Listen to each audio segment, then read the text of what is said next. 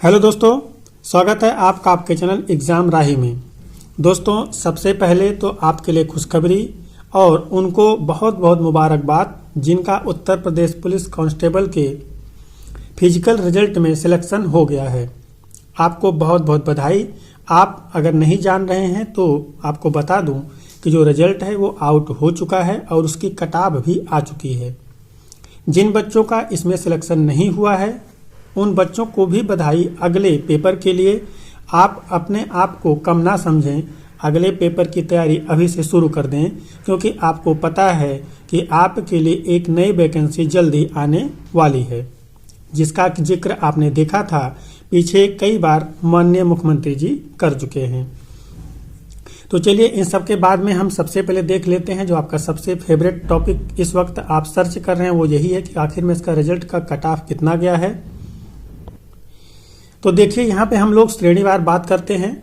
तो यहाँ पे अगर हम जनरल कट ऑफ की बात करते हैं कि आखिर में जनरल का जो बच्चा उसका सिलेक्शन कितने पे हुआ है, तो जनरल में 214.04 नंबर जिस बच्चे का था उसका सिलेक्शन हुआ है।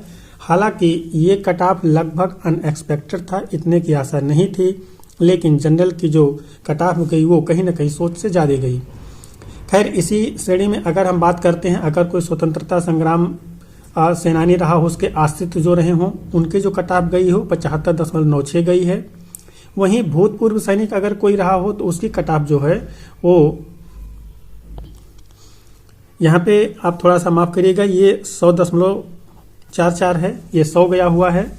और यहीं पर जनरल वर्ग में ही अगर महिला का कट ऑफ देखा जाए तो 203.90 है।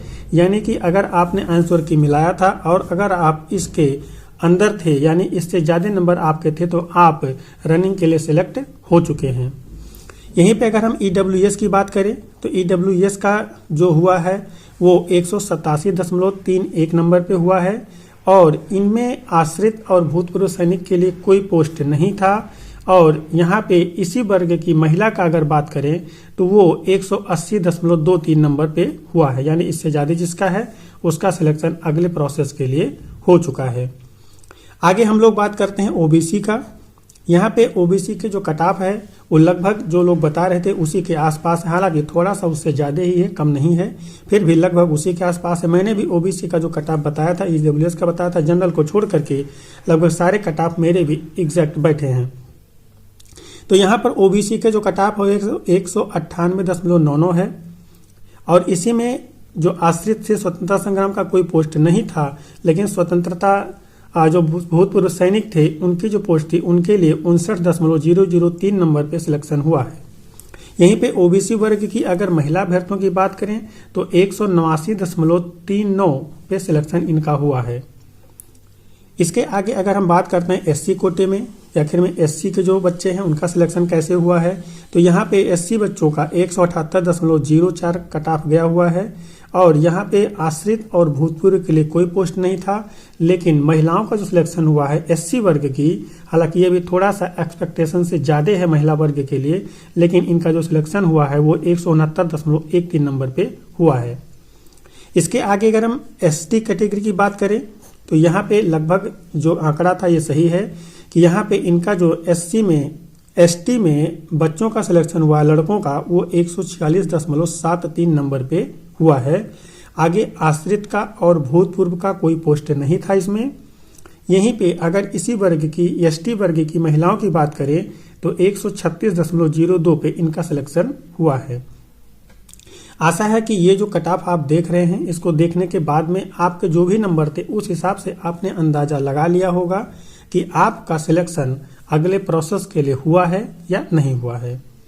हुआ है तो आपको अगले प्रोसेस के लिए बहुत बहुत बधाई। अगर नहीं हुआ है तो आप अपने आप को बहुत ज़्यादा डिप्रेशन में मत डालिए, आगे भी आपके लिए एग्ज़ाम बहुत सारे आने वाले हैं।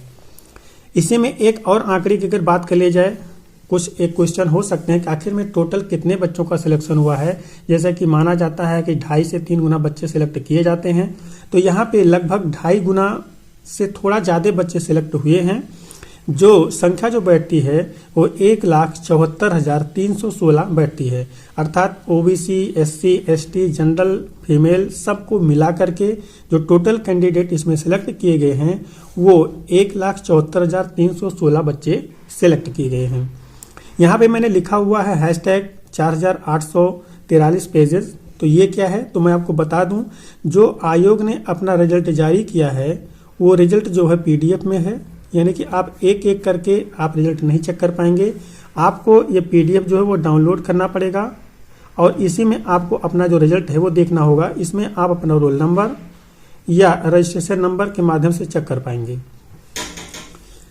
इसमें आप देखेंगे, अगर आप इसको डाउनलोड किए हुए हैं और सर्च कर रहे हैं तो हो सकता है कि आपको कुछ देर के लिए रिजल्ट ना मिले, 0/0 दिखाए, तो परेशान मत होइएगा। यहाँ पे सर्च करने में थोड़ा समय लगेगा। उसको देखने के बाद में जब तक वो नो फाउंड ना लिख दे तब तक आप उस पेज को छोड़िएगा मत। आशा है कि आपको जानकारी पसंद आई होगी।